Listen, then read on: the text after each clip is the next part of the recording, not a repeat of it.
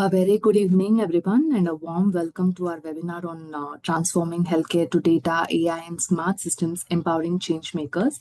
We are very delighted to have you with us as we explore how digital transformation, data intelligence, and AI are modernizing the healthcare ecosystem. So, a special welcome to our moderator, Mr. Sachin Bhat, Assistant Professor and Program Manager, Admire at IIHMR Bangalore, and our esteemed panelists for today's session. So without much delay, let me give a quick intro of our institution. So IIHMR, we are South Campus in Bangalore, established in 2004 with 20 years of legacy. At IIHMR, we do it's an exclusive academic and research organization in healthcare and management. So we have major key verticals such as academics, research and consultancy, Center for Advancing Digital Health, Admire, and trainings. So these are our key milestones from 2004 to 25. So with our AICT, NBA, and NAC accreditation, we offer programs such as PGDM in hospital and health management, and PGDM in AI and data science in healthcare, and fellow in management, which is equivalent to PhD, and executive program in hospital management. We always make sure to customize curriculum based on industry requirement. And these are the few awards and recognition which we got. Ninth among every school in Bangalore in 2025, and Mirchi Business Class Award in 2024 for excellence in hospital management and digital healthcare innovation. Gold band grade.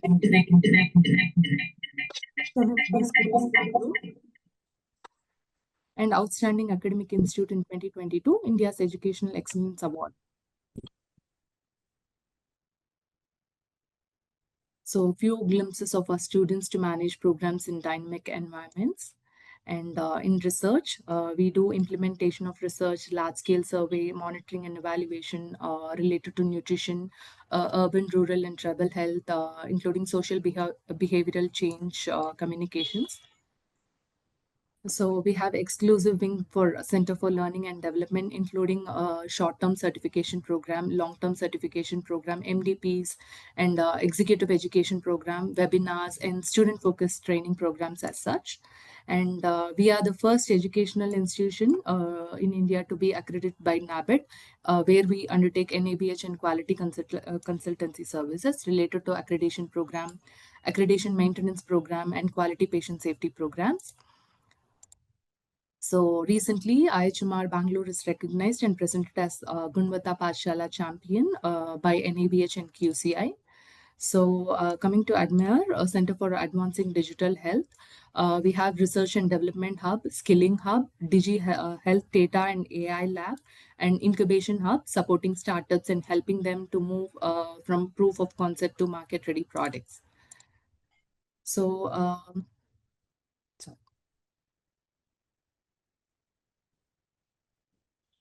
So few collaborations with organization and institutions. And this slide represents our intellectual capital at IIHMR Bangalore, assistant professors and associate professors. And for more details, always you can log into IIHMR Bangalore website. Thank you. Over to you, Sachin sir. Thank you, Pavitra, for taking participants to our IIHMR Bangalore. As everybody know, and recently from last 10 years before, or a decade before, the healthcare was healthcare and delivery was healthcare delivery. So once the technology started picking up and talking with the healthcare, so then we started talking about health tech, last a decade. Then once we had COVID, so we know that so many things come up. Then we talked about healthcare innovations with technology integration and other aspects into it. Then finally, now we recently last 2 years we talked about artificial intelligence and data science in healthcare, automation, all those things for patient care and delivery of healthcare services.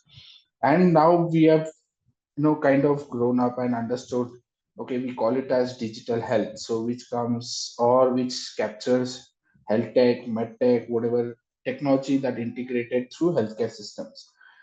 So when we are talking about digital health, so the hospital or healthcare services look after on digital transformation. So now digital transformation is no longer an option. So it's basically a fundamental and foundation of modern healthcare delivery system in India and globe.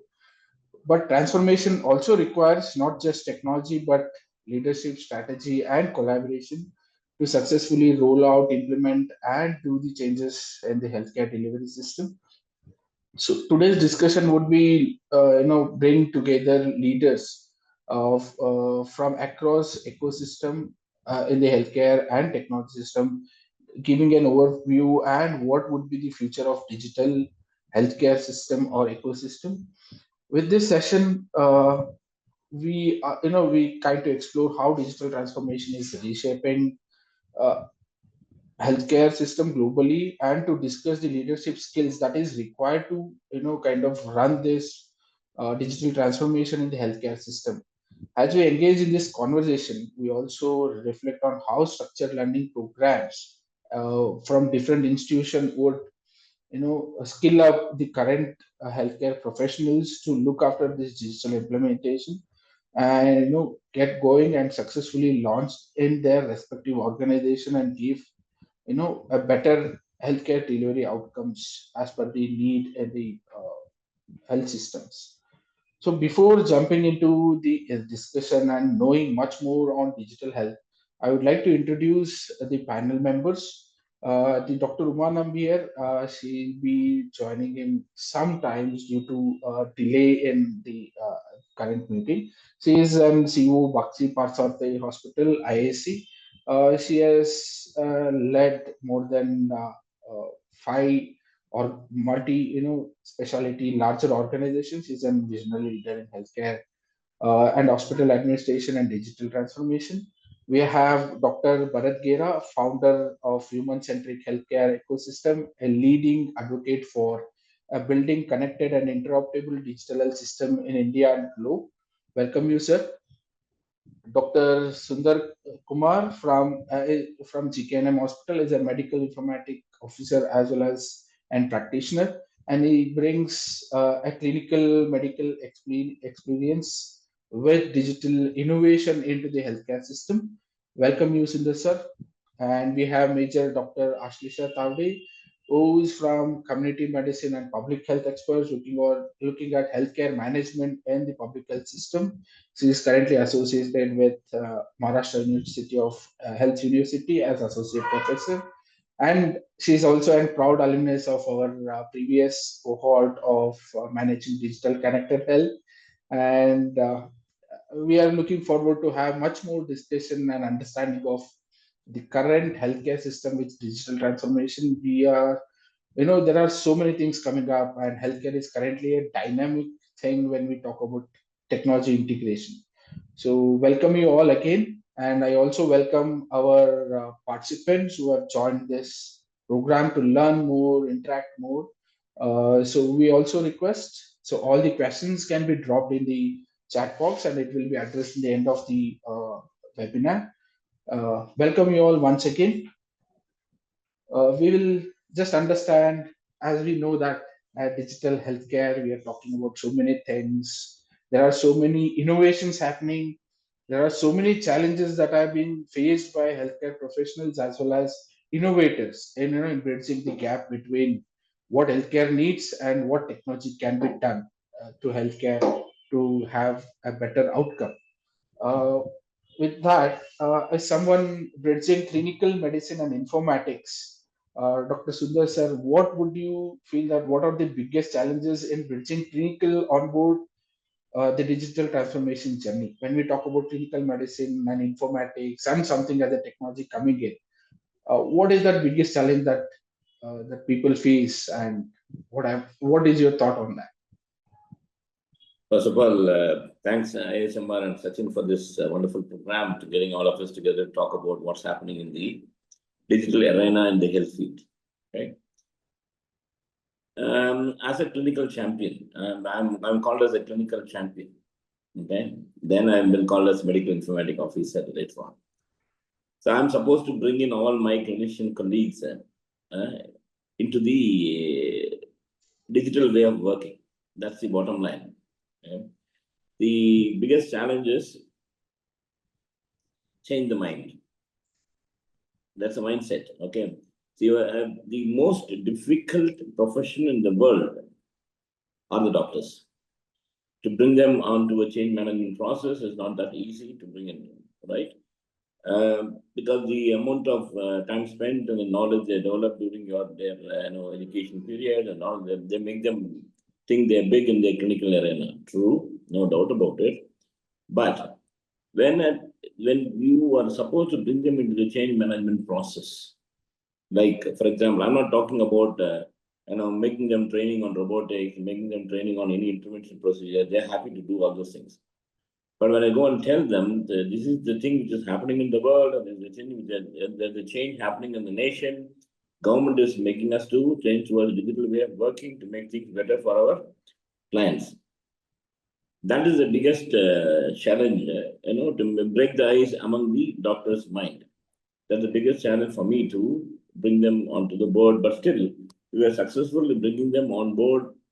Majority of the physicians, starting from an younger physician to elder ones, by playing various methodologies. One is younger one, we need to just do the training part of it. For the elders, we need to hold hands with them. We need to give a supporting team for them, like physician assistants, right? And train the physician assistant to help them out. That's the biggest challenge. Change management process is the biggest challenge for the doctors to be brought in. Thank you. That's it. Thank you, sir. So we understood the separate team is required, and basically the psychological set of mind has to be changed. Yes, it's not only paper and pen. Something can additionally be done to deliver healthcare in the industry. Uh, Bharat sir, you know that you have been advocating for creating human-centered digital health ecosystem. So understanding that, how can you define this concept of the human-centric or patient-centric digital health ecosystem, and why it is vital in today's healthcare context, and what can it lead to? There's a lot of questions, and I like the way you framed the questions, Mr. Sachin. Well done. And I'm Thank you. glad to be speaking to this batch of IHMR, and glad to be on this forum with a lot of eminent people like Dr. Sundar Kumar and Ashlesha. Um, so taking your question a little bit back, let me start with where healthcare was at some point of time when um, it was largely about there was not that much technology. There were times when it was largely about the human, uh, that is the doctor and the patient, right? But over the years, over the last century, we've seen this transition to an industrialized system. More specialization has come in, the more technologies have come in terms of medical devices, anesthesia, better sophisticated lab tests, diagnostics. A lot of things have happened, right? And now this digital technology is happening. So the interesting thing is that the challenge now in this scenario is to bring back that human touch which existed before all these technologies. So, in some way, the post-industrial uh, era is about bringing the human back at the center of things.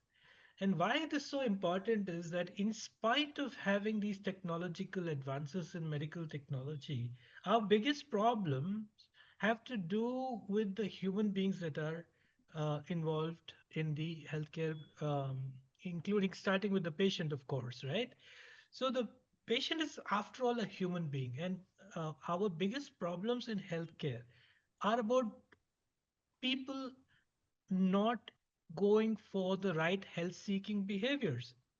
So, behavior change of patients continues to be the largest problem in healthcare, in spite of having the most advanced treatments available in today's world, right?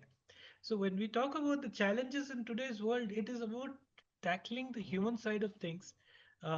Even on the other side, it's not just about the patient. A lot of people use the word patient centric, and I prefer to use the word human centric. The thing is that the medical profession, as Dr. Sundakumar was just saying, has got over the years become a tribe which follows certain customs. right? And these protocols of how they have grown up in medical colleges, how they have learned to do their job, is carried on, generation after generation. It's passed on from the master to the next level, right? Now we need a break in terms of how things can be. This tribe needs to you know, form different habits again. They need to look at the world differently again. They need to look at things for the patient across the continuum of care. They can't look at only their specialized area and they'll say, I'll only examine the kidney, I'll only examine the heart, I'll only examine the brain. Now they have to look at the entire circulatory health when we're looking at preventive health. All are outcomes of the same underlying, metabolic disorders, right? So they have to understand again, go back to that holistic understanding, right? And that's again a huge change of behavior that needs to happen amongst the clinical teams, where they start looking at problems from holistic way. And also when a lot of technology has come in, the clinician's role has become a lot about being a coach rather than being only the specialist who does a certain procedure. Outcomes of your patients, even after a surgery or any other procedure, are highly dependent on how you have briefed them on what diet they should follow, what precautions they should take, or even to the extent I was just having a discussion on this topic of stroke. The recovery of stroke patients is highly dependent on their motivation levels. So the same patient, which should after the surgery be functional with their, movement of their arm or leg, is not able to do it because their motivation levels are not there, right? And the biggest problems, again, I'm just repeating myself here, but the biggest problems have to do with the change of human behavior and the way people work together on the clinical side and how patients manage their health. And I think technology that is emerging today in AI, agentic AI, and a lot of other technologies that are emerging are very interesting ways to solve these problems. I'll stop here for now. Thank you. Thank you for giving us an oversight where we started and where we are and how we have to take it forward so that it gives an impact on both the hands of the healthcare. That is, it may be human as well as the practitioner who can look after holistically to treat them. Thank you, sir.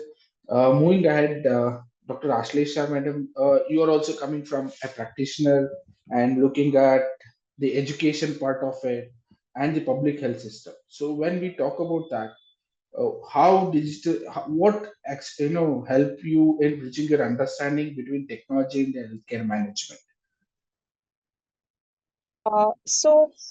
When we talk of, so Sir just mentioned about the preventive aspect about it. So first of all, thank you so much for inviting me to be a part of this panel. It is an esteemed panel, and I see that it's a large group of participants who have joined, which is amazing. Um, it shows that there is a large pull towards digital health and learning.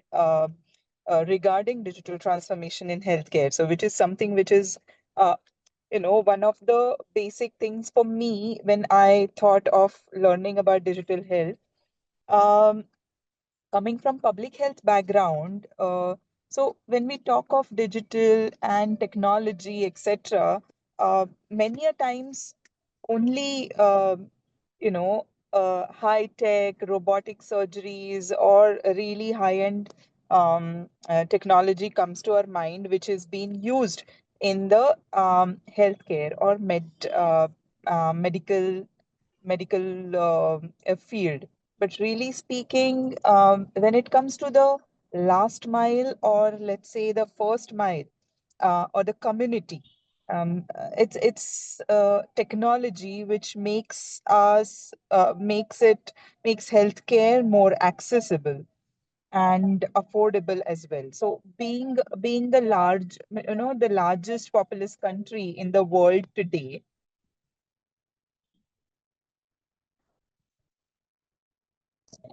Excuse me, since I'm on a highway and you'll have some background noise. So I just stopped for a while. So, being the largest populous country, it is really impossible for us to cater to each and every human there till his or her doorstep. But technology really is capable of doing that today's date, and we are building that kind of infrastructure currently with the higher leadership in the nation. So it's only necessary and valid to have our healthcare professionals to learn these tools and skill set, so that they become equipped to um, not just advance their own careers, but also take the nation and the large population of our country towards health for all, which is the goal. So digital technology for me, I think, is not something which is just for myself, but it is something. It's a tool. It's a way to look forward to delivering healthcare to large communities of India, and where health or healthcare is not accessible at that point, at this point. And programs like Ayushman Bharat Digital Mission, or for that matter, eSanjeevani, is what is the starting or the beginning of this transformation. And as community medicine person, I have to, and it is a mandate for me to be a part of this. And it's not right now there in the curricula. It's not there in the textbooks. It's important for me, for myself, to learn this, equip myself, so that I uh, do become that change maker, or do be remain and be relevant to this transformation which is happening today in the healthcare um, sector. So I think I should stop there, and I'll wait for another difficult question of yours. So yes, so this is something that I would really like to say. Yeah. Thank you, madam. So we understood. Okay, it's not only a single setup or a private sector who's looking at healthcare delivery. As a community part, there are so many ends that we need to tie to have, support the healthcare ecosystem and deliver the proper health. Basically, right medicine at the right place at the right time.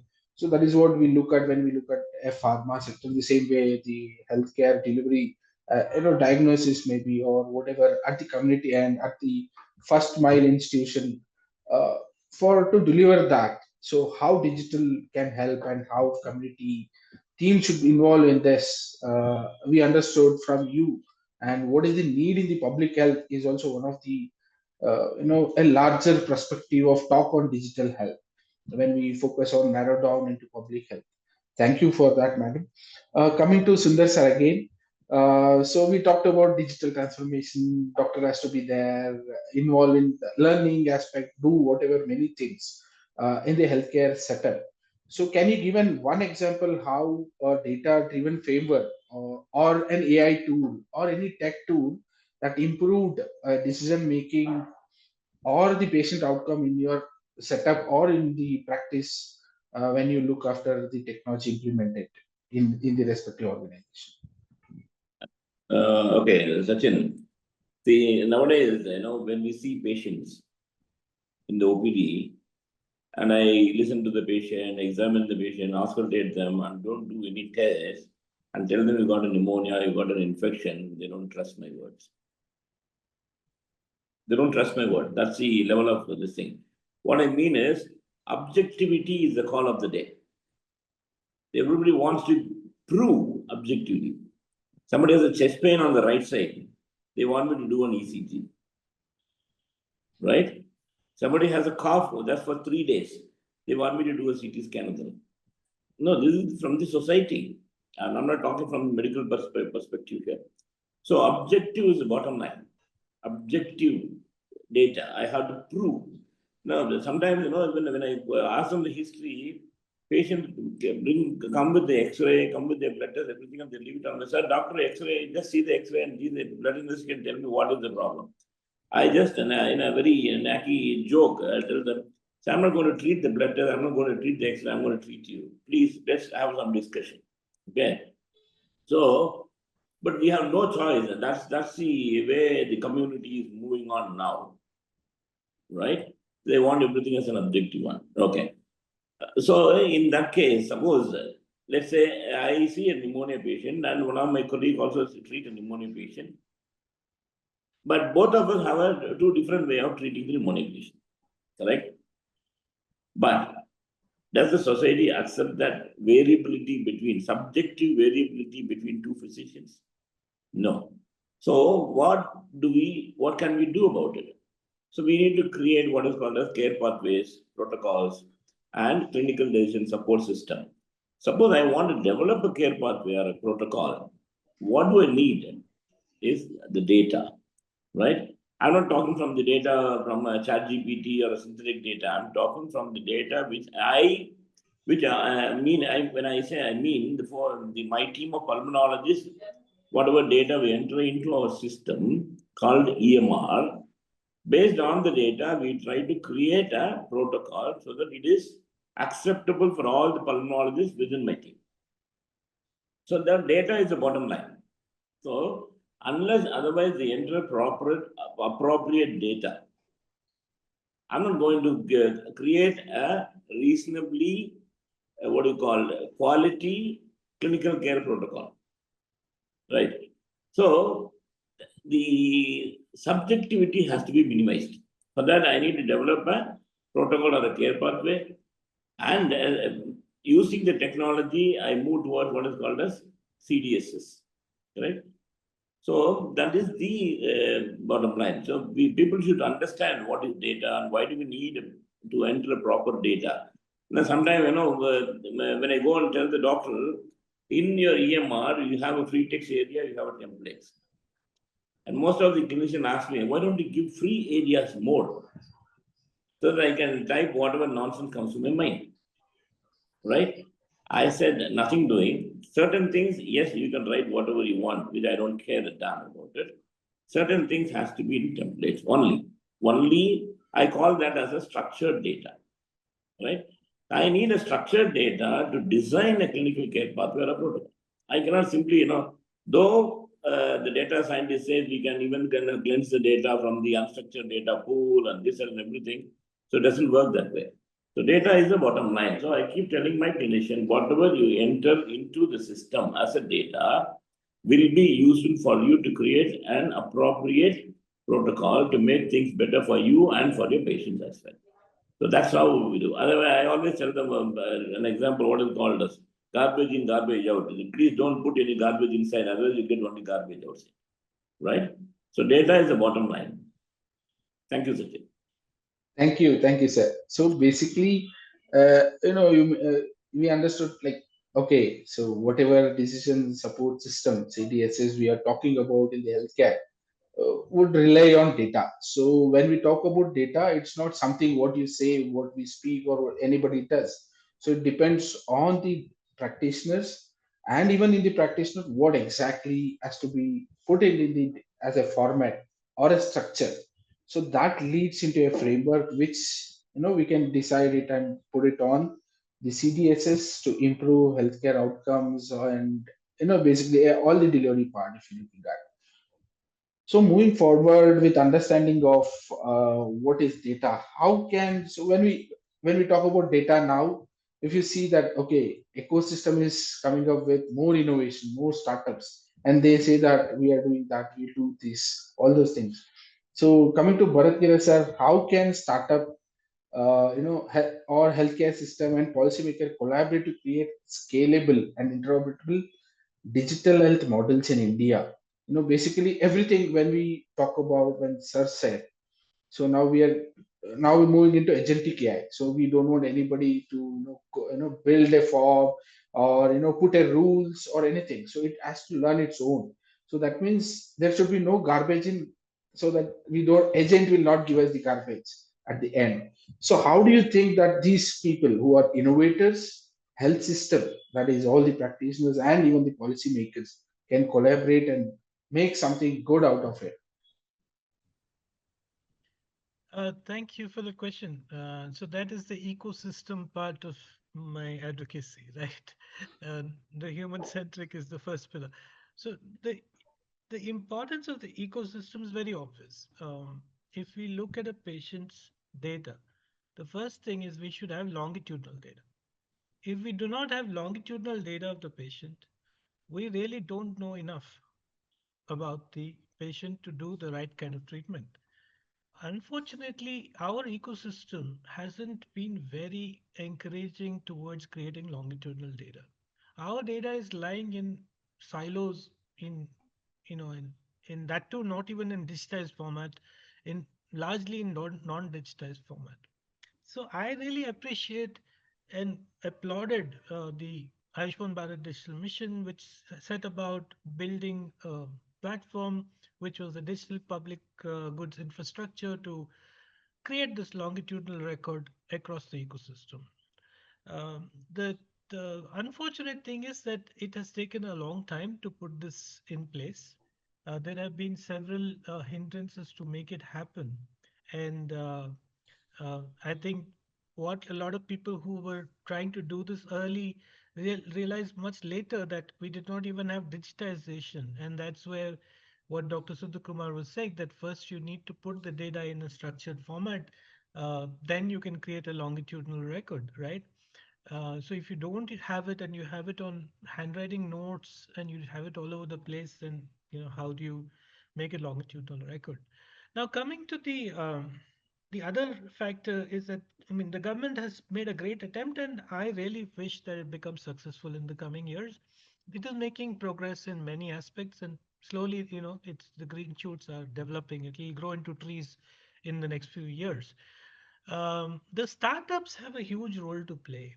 They are bringing innovation, and they are bringing in innovation which challenges a lot of things which we assumed in the past.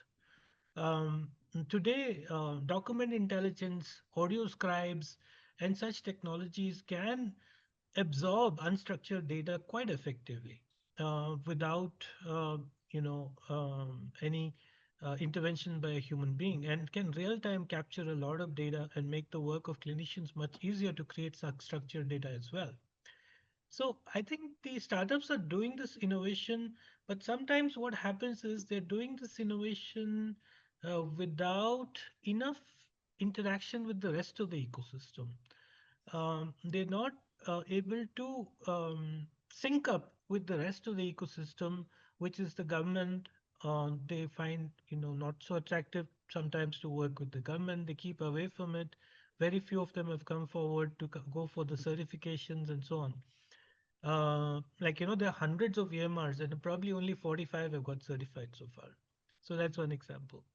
The other thing is some of the startups, what I've noticed are they just try to copy what has worked in the US and say, it'll work here as well. I think they need to understand the social context, the way things work here. It's not possible to just transplant certain things. For example, say if we want to do early detection of cancer, I don't know if we can at scale do genetic testing in India. So at this stage, I mean, we're still far away in terms of we don't have those kind of budgets in the government to do that kind of activity. There are also cultural barriers to transplanting things. In terms of Dr. Sundar Kumar was bringing it out very well that there is a change happening about the relationship between the doctor and the patient and the objectivity factor that you rightly mentioned. People of the younger generation are becoming more data driven, and like in the West, they're becoming more data driven. But a lot of startups believe that, oh, but that's then going to become everybody is going to be knowing about all their quantitative parameters and being so knowledgeable. The fact is that's not happening. We don't have that kind of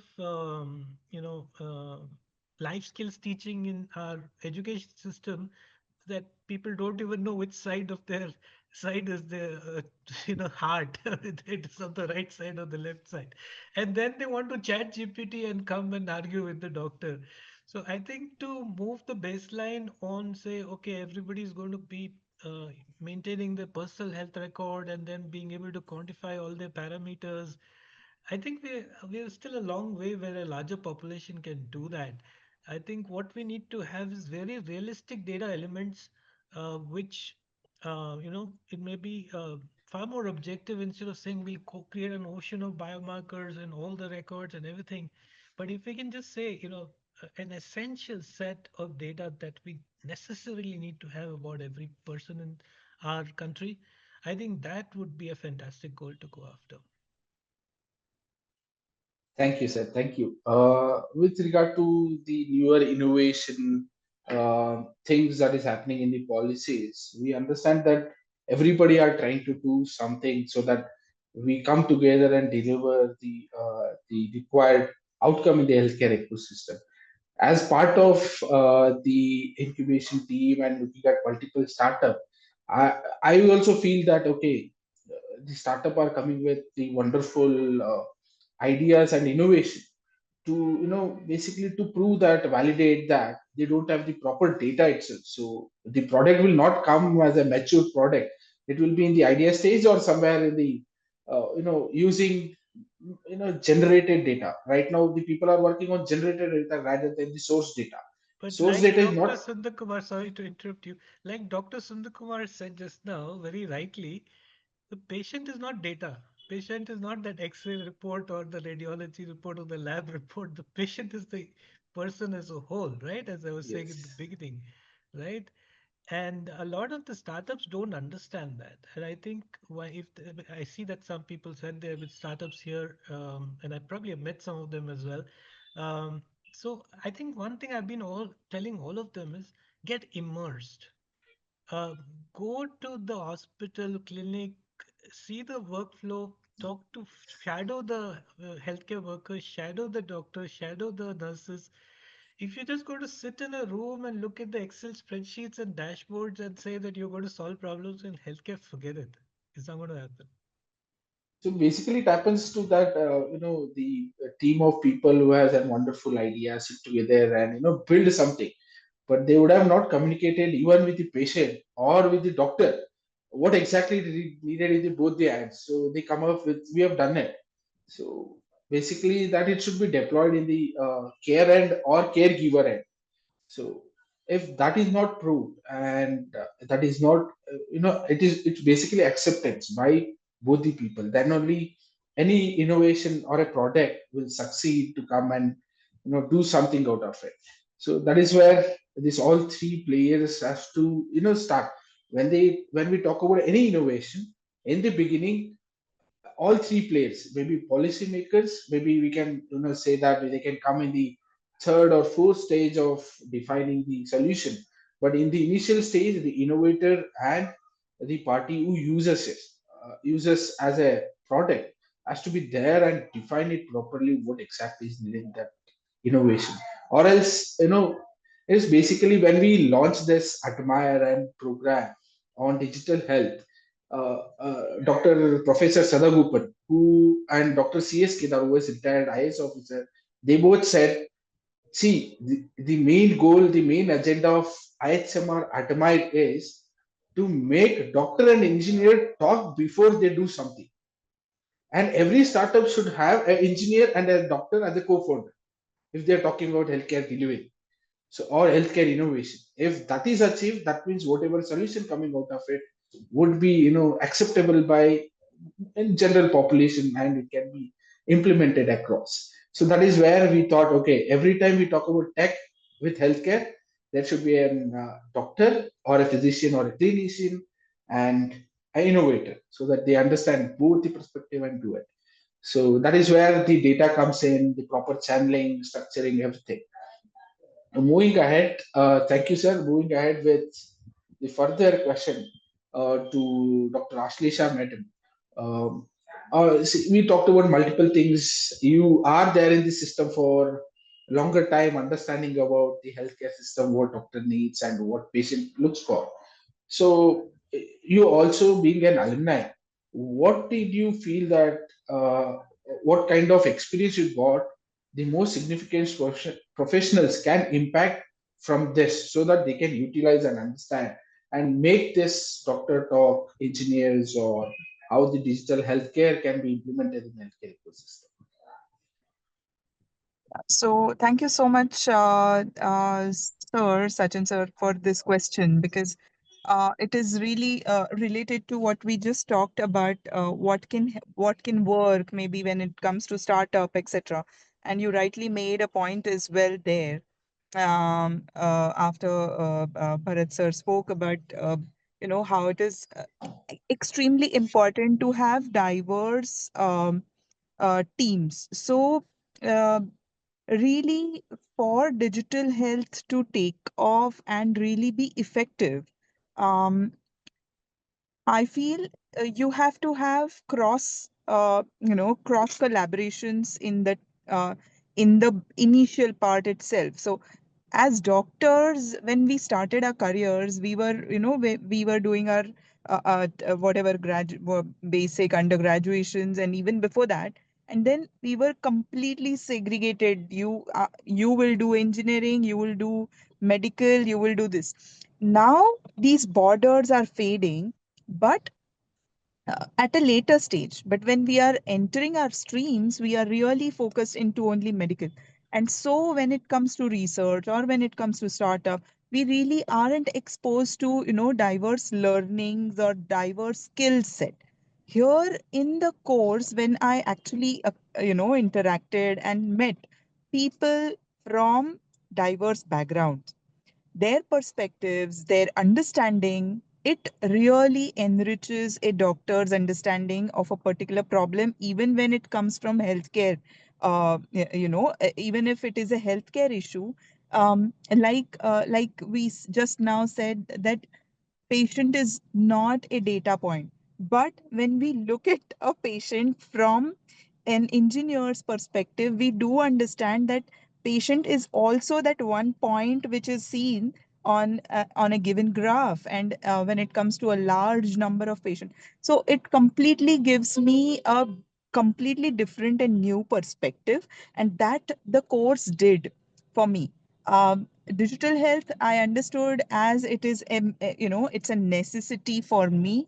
If I have to cater to large population, if I have to be and teach my students in community medicine, but all the more so if I have to really find a solution, I have to have multiple perceptions, different perceptions, or different. So, you know, something which I have learned, I could unlearn and learn again in a different way, which is something which is a great deal.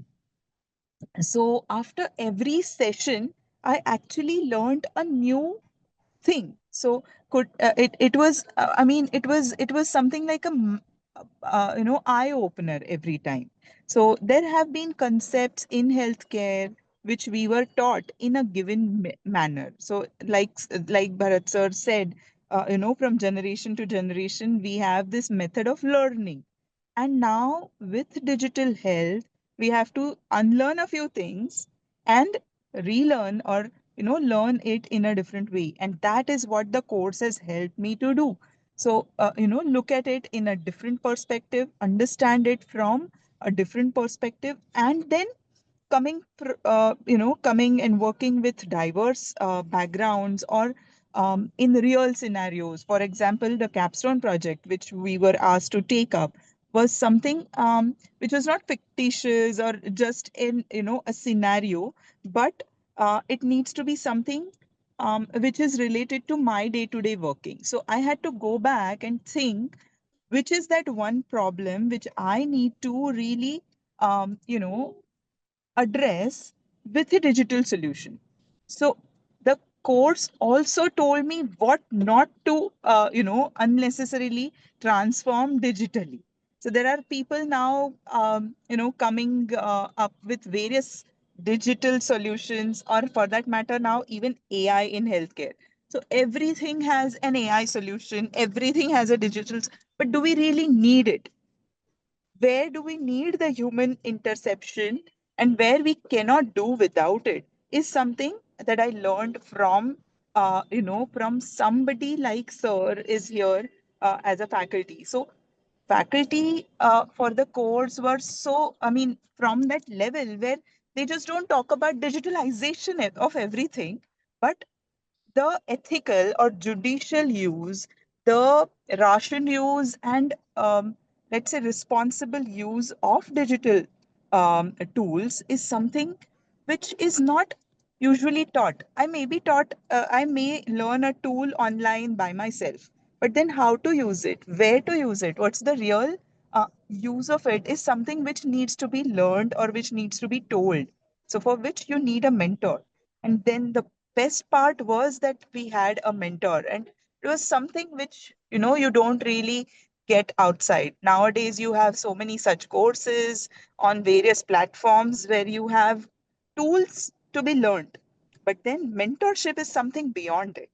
And that I think was the best part, and which is required when it comes to digital health learning, especially executive learning when we talk of. Because here we are professionals, we already are doing something in our own profession. And now we are looking at a new advancement. That learning is different. And that is, that hand holding or that mentorship is something which was really interesting for me, and which has stuck with me after the course as well. So thank you so much, sir, for that. Thank you, madam. And Dr. Uma, madam, welcome to the webinar.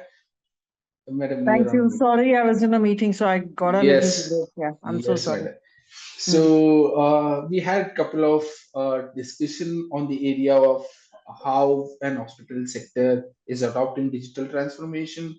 What are the key roles or play, basically as a clinicians or practitioners plays a key role in digital transformation, and where and how it has to be taught. And we also looked after on data points, as like when we are talking about AI, new innovations, how data should be available, what are the current challenges in it. And it was addressed by Dr. Sundar, Dr. Bharat, as well as Dr. Ashlesha on aspects of not only private sector, even in the community health, how healthcare would lead need a transformation with technology for delivering better healthcare. So this is what we discussed right now, madam. I had a couple of more questions to you, so I will start shooting those questions to They you. haven't finished. You didn't finish all questions with them.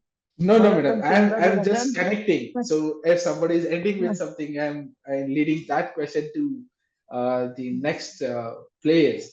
So that is where we spoke on data part and how a PPP model or a startup or a practitioner and a policy maker should set when we are doing any healthcare tech delivery system. So how it can make.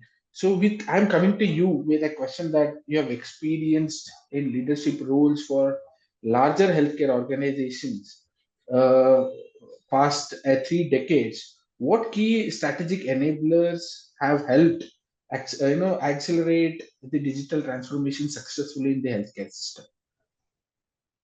So I will just tell you that at the end of the day, if any strategy has to succeed in any organization, the people who are working in the organization, all of them must own it.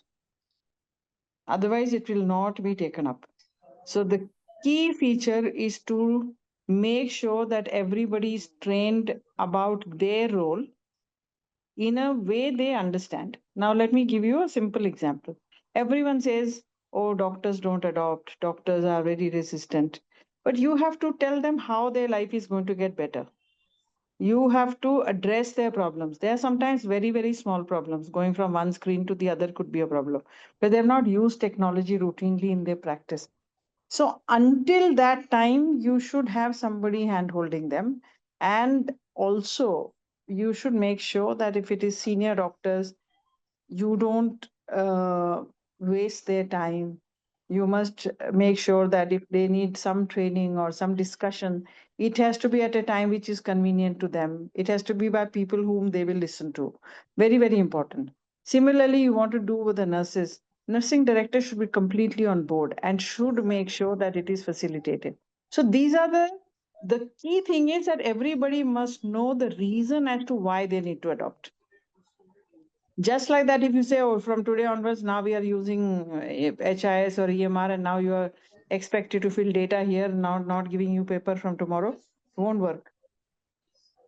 Won't work. They won't fill half the things. But if they know that this particular field, if they fill, they will get the exact report of the hospital acquired infections. You should be able to relate to them that this is how your job will become easier. This is how your decision making will be important. Tell them the reason why you want to do, and also tell them how in the regular world of putting everything down on paper, this was difficult to get. So when they know that their life is going to get easier, they will be able to spend a little time on it. It's not a big deal. But ownership by every single person. And it is not just for digitization, it is for everything that you want to do. So it's like you are trying to make a change. Change has to be owned by everybody, otherwise, change will never be complete. So this is what I want to tell. And in terms of the digitization, and I think I'm sure all the other panelists will also agree that in India, we've been talking this for a long time. We've been facing a lot of problems. But there is also a silver lining now. It is we are literally on the cusp of, getting completely digitized because there are so many government initiatives. Yes, there are mistakes. I'm not saying that it's all foolproof. I'm not saying that every EMR is, all there. But the fact is that the effort is huge today. So it is going to take very little to reach a critical mass where we will say that, okay, we are all there, or at least, doing a significant amount of our work using digital tools. When this is the situation, then everybody who is in the job at present must know it so that they can own it. The problem is because the current workforce, when they were learning, these technologies are not being taught. We are all from an era where these things was not part of a curriculum. Today, in some curriculums, people are starting to introduce in MBBS and in nursing and all that. It'll be a while before all those people will learn and come into the workforce. So how will the today's workforce manage all this, right? So it's important to understand what you have to do and then to be able to do it yourself and get your team to do it. Yeah. So ownership of change, most important. Thank you, madam. Thank you. And the next, I also wanted to ask, but you have already taken that point, and you just touched upon it.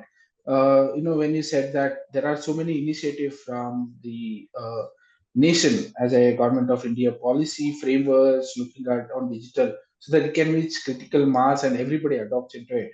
So, how do you think that it is supporting or at sometimes limiting the pace of digital adaptation? What is making a support, and what is that something which is pulling so that it is not adopting at the pace that is required? No. So let me answer why people are not adopting. Because if I have to change my practice from A to B, I have to understand the importance of B. How is it going to make a difference? It's literally like what I told you in the first question. When I don't know and I'm just being told, Kine, aaj say, like today you have to do this, then I'm not bothered, right? But if somebody tells me the reason, I will adopt. So one of the main reasons is that we are not told why we want to do something. So policy is not something you just, inflict from above. Now, what are the positives? The positives are that even in a government hospital, there's an understanding that you need to digitize. Government wants a certain set of data about every person in the country. Where they realize that if you have data, they can make better policies. Therefore, they are rolling out, they are spending money, government hospitals, there is a lot of effort happening. For every change to really provide results, it takes some time, right? So that time is still work in progress. Policies are being made. We are making mistakes. We are finding out the problems. Then to rectify those problems, government has to make some policies. Things about data security, about privacy, about teaching the people, educational activities of the masses. If you are going to digitize every person's record, then every person needs to know that his data is being digitized. All those educational activities are all underway. So it'll take some more time. We are country of 1.4 billion. Let's not, forget the fact that it's a huge task. I would really give credit to the government that there is an effort happening. Now, effort, I'm sure the other panelists bear me out. It is not all happening in a very, I would say, comprehensive manner. We are still failing in places, we are still trying to learn. But this all happens everywhere, right? In every initiative that you take, there will be a certain amount of time that will be taken for it to get corrected and adopted. So let's give it some time. But let's understand that we are in the right direction. And if something that the government makes a policy or a program, if it has to succeed, who has to work for it? We have to work for it, right? So we need to learn and work with it. Government will not make a policy and then government will not succeed. Government will make a policy and we have to work to make it successful. So we need to do our role. It's not government's job to succeed. Government's job is to facilitate. It is our job to make it successful. So we need to make sure that these happen. And that the positive thing is that there is a support for a large part of the large section of the population, which comes under government's ambit. Okay, so that is getting done. So that will push everybody else to adopt as well. Thank you, madam. Thank you. I have a question. I think Sundar sir is also on rush. A last question for you on, with respect to practitioners when we talk about clinicians. How critical is for clinicians to understand on data analytics and digital tools, not just use them passively, and also, basically understand why it is needed and why I have to learn and what is data analytics and stuff currently which is happening. Sir, you are on mute. Yeah, madam. Ma'am, good evening, ma'am. Uma, ma'am. Hi, good evening. Yeah. Now, okay. During my post-graduation days or undergraduation days, I used to talk about data during my thesis, right? That's a thesis project. I used to talk about data collection, samples, sampling methodologies, all those. That too, I'm facilitated to do that by a statistician or like a madam like Ashlesha from community medicine, correct? That's the training given to us when we come to data and all those issues. Okay. Apart from that, yes, we do some researches here and there. Few of them are sponsored research by the pharma company. Few of them are real academic research in the interest of the common man. We do, but research have never been part of my daily work. Never been part of my daily work, right? So when I go and tell my doctor colleagues or the nursing colleagues, data analytics, what is data, what is data analytics, and say, I have a lot of patients waiting for me. I have no time to think about data analytics. Okay. So what we have done is in our organization is the informatics department owns the whole data process. My department, the Department of Health Informatics, we own the data process, and we have a data analytics person who is part of the research department, right? So they will help the doctor if they are much interested in knowing certain things. Let's say they just wanted to know how many COPD patients with the grade E they managed in the past 1 year. Just a simple data. No, that's a simple as that. We just pull out the data and give them the data. Okay, that's one way. So slowly, we start making them aware on what is called as something like digital literacy. There's something called data literacy. We create awareness about the data literacy to all the clinicians, right? So that's the way, where we have to pull them into what is called data. Beyond that, so when I say data give inputs on not only clinical component, data gives input on the process management also.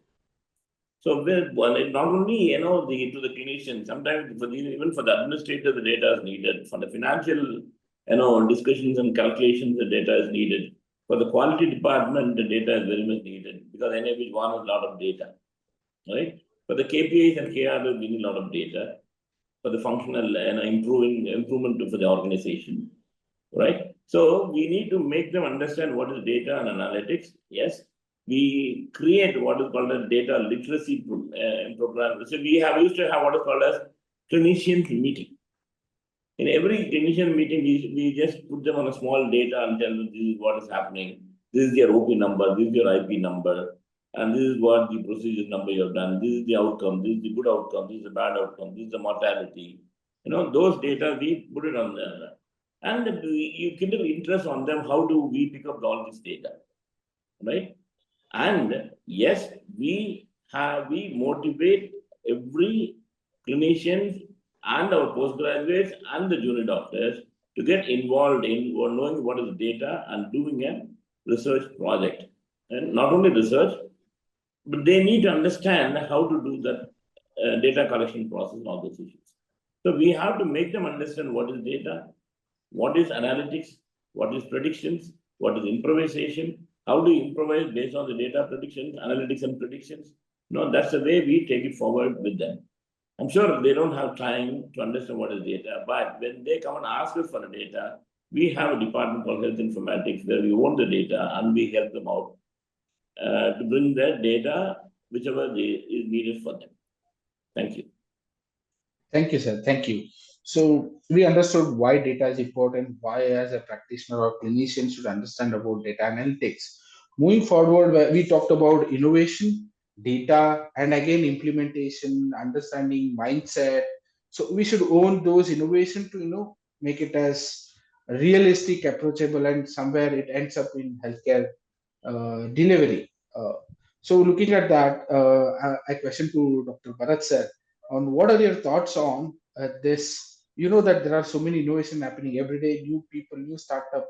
There is something which is happening in that. So what are your thoughts on balancing innovation speed with ethical responsibility and data governance in digital health system? Yeah, so a lot of the startups, as the startup cultures, um, break the rules and work in the barely legal kind of way. That is what startups have done right from the beginning, from the time Apple started with their technology. Steve Wozniak was a rule breaker. So was Steve Jobs.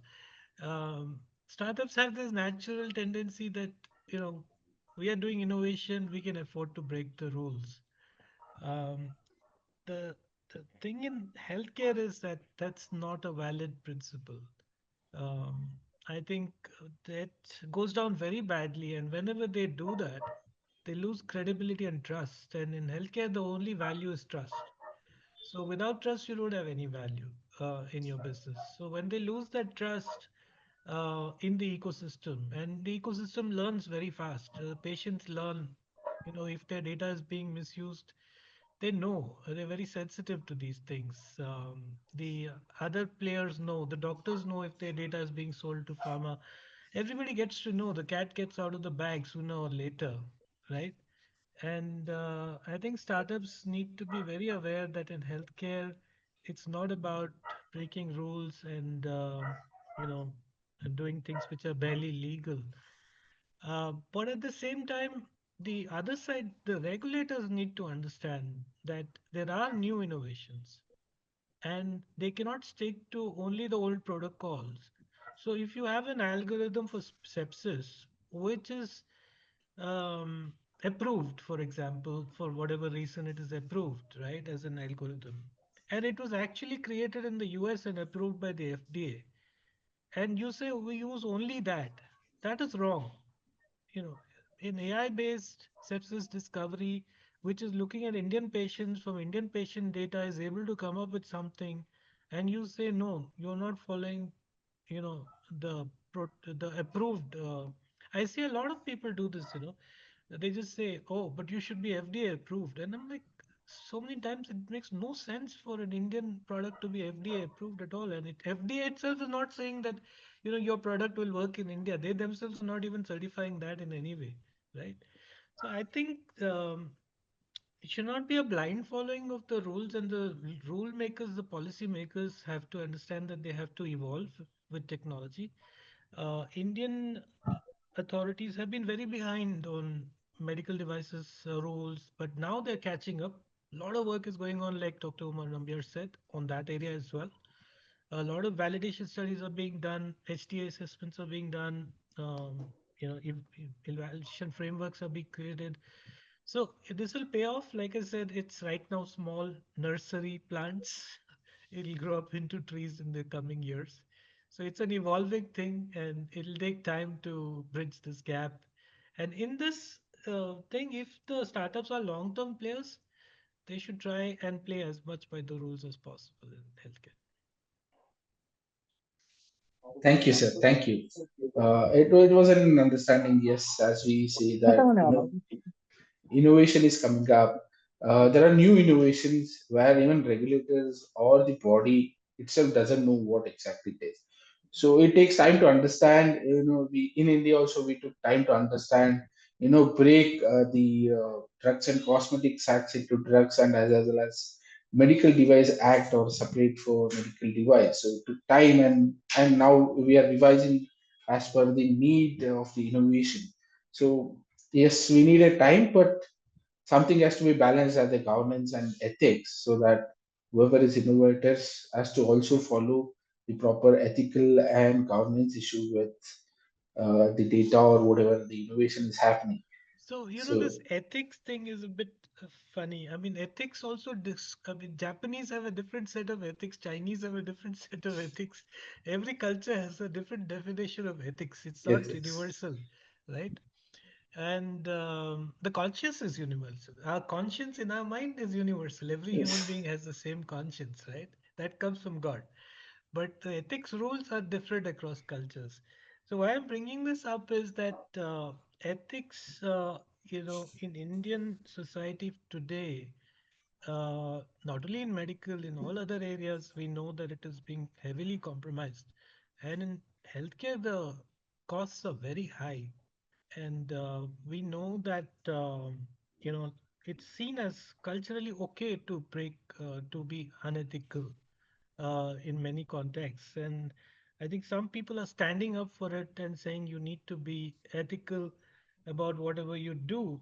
And I think the one thing which I want to say, besides the government and the uh, institutions and organizations, as individuals, do we prioritize ethics, which is even good for us? Maybe sometimes not. Just one thing comes to my mind. How will a doctor who's doing cesarean surgeries convince a consumer, a patient who acts as a consumer and says कि जन्माष्टमी के दिन में मुझे बच्चा चाहिए?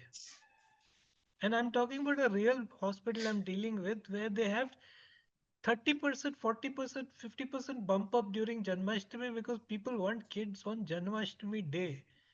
And they're willing to do whatever it takes to go there, even have their baby earlier than it should be born.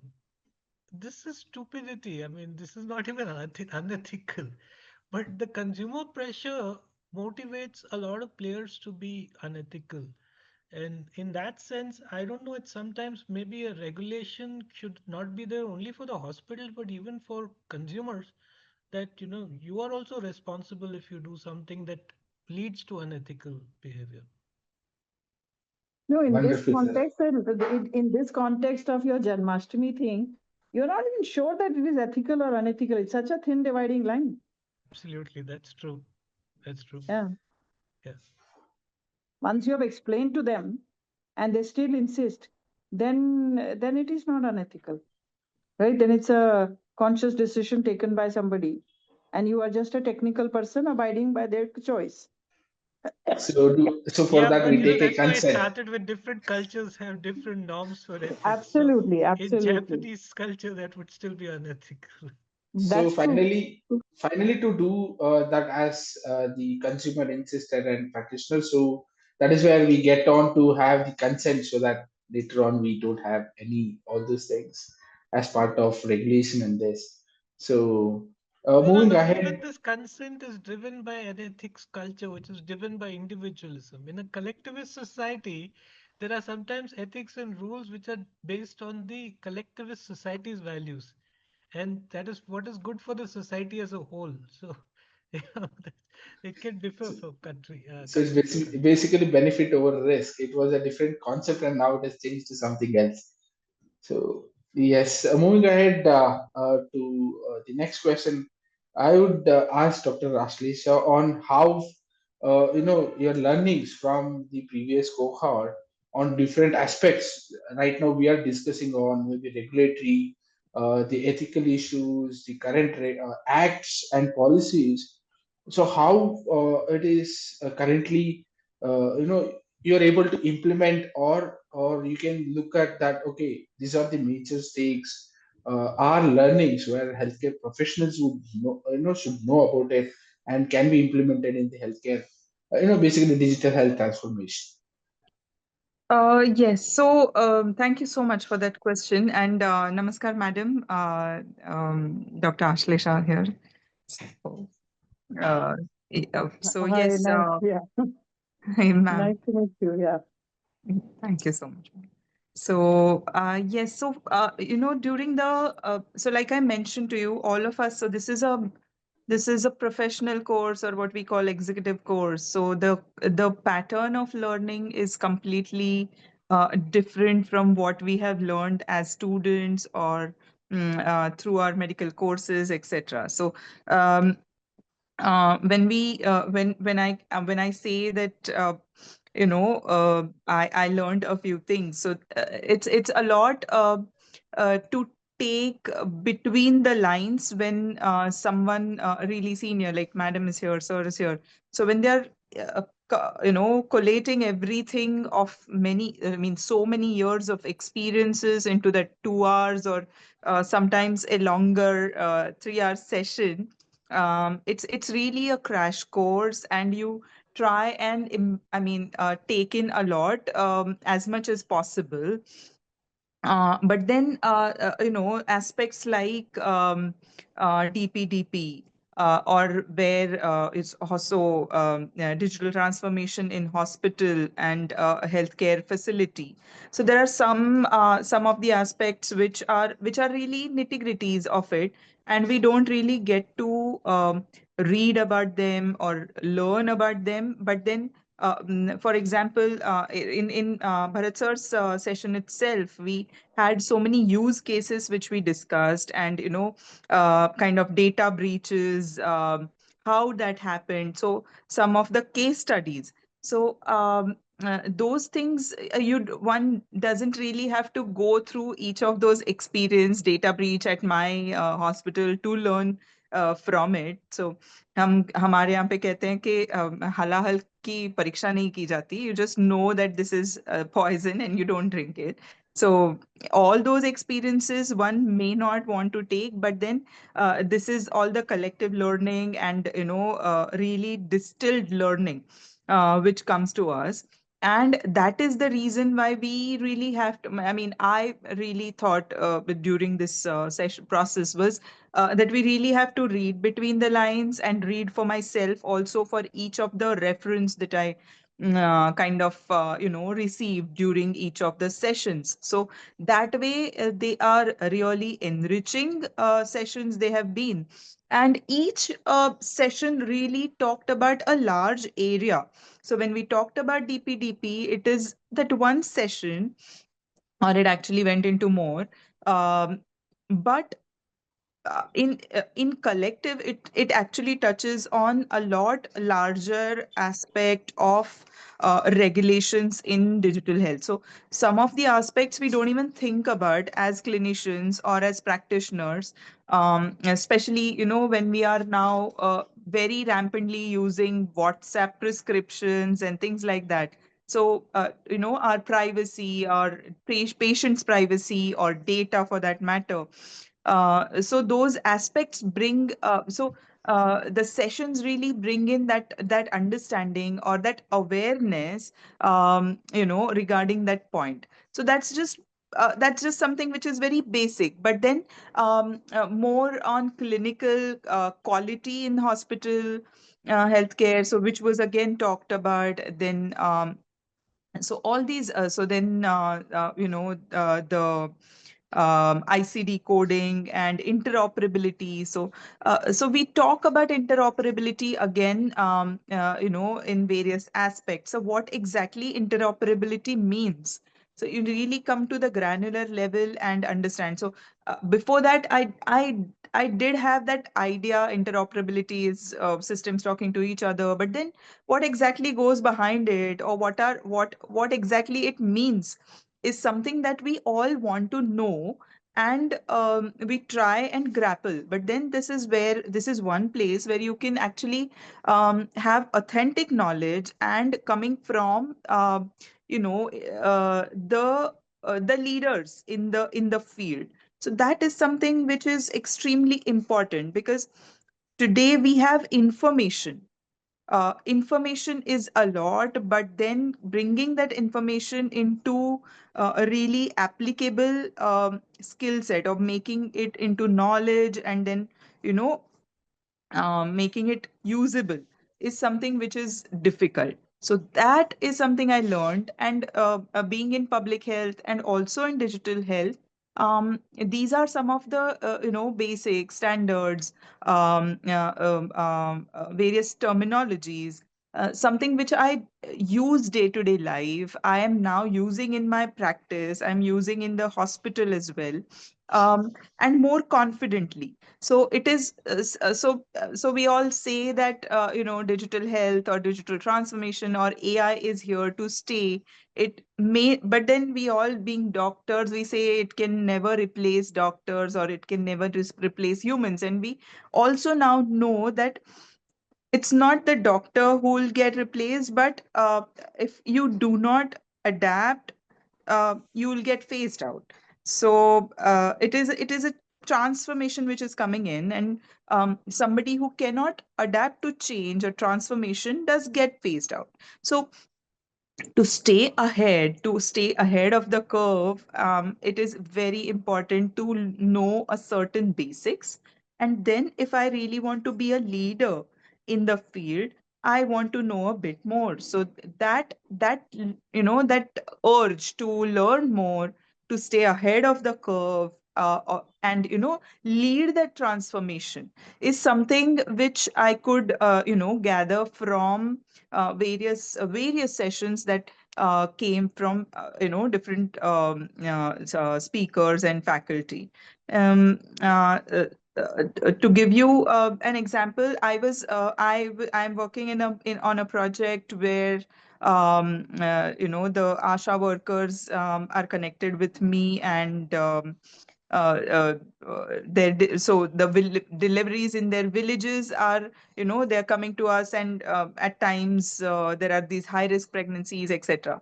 So we used to be on phone, but then there is network issue, this that, and then there are delays, and so many multiple things.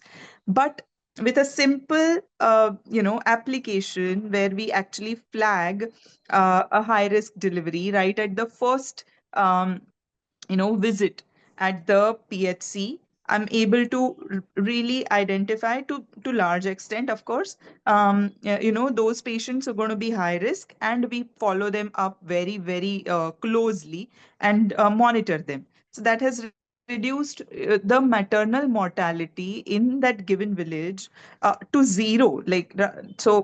Last one, I mean, of course, the cohort was recently, but then working on that, I have used the digital platform and digital tools, making a dashboard, or actually making a predictive this thing.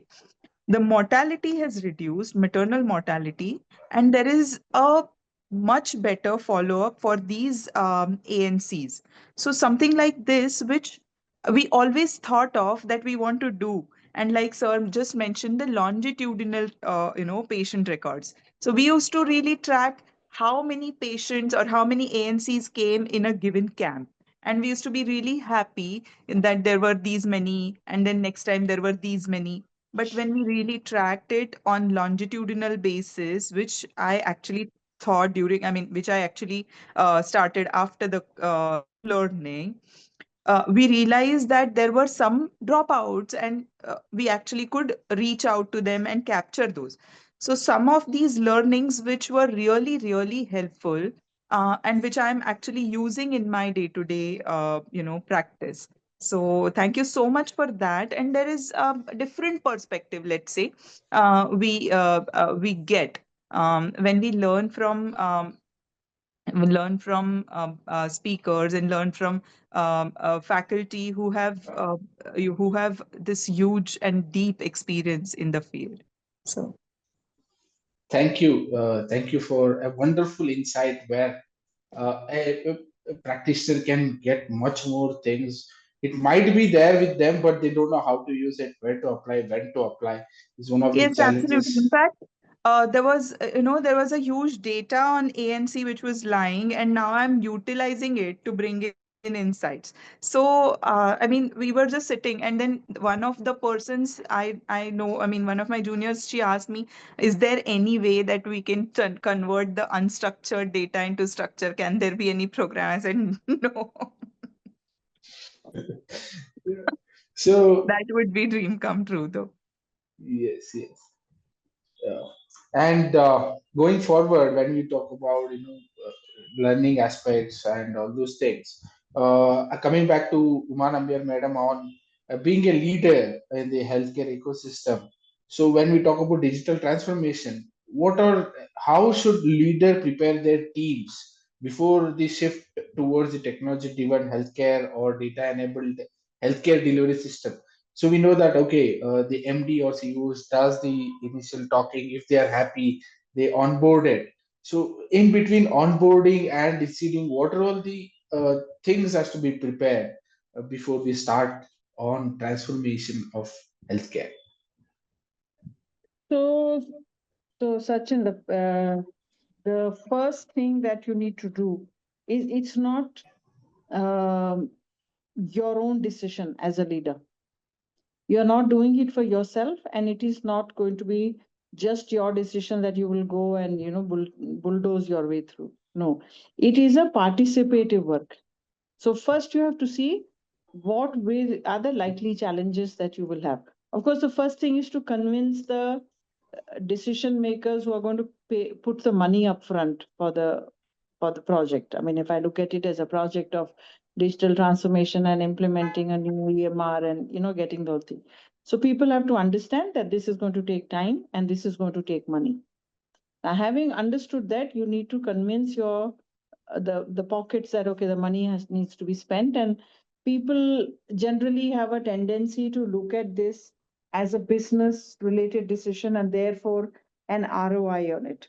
So people must also be aware that the ROI on this is not direct financial benefit, but there is a lot of intangible benefit in terms of service improvement and excellence of the ease of doing business and therefore more business and all of that stuff, and better patient care and better comfort, and the advantages to the medical and paramedical fraternity.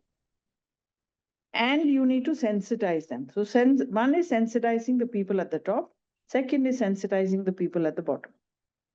All the people who have to implement, like I said, first you need to take them into your wings and also take inputs from them.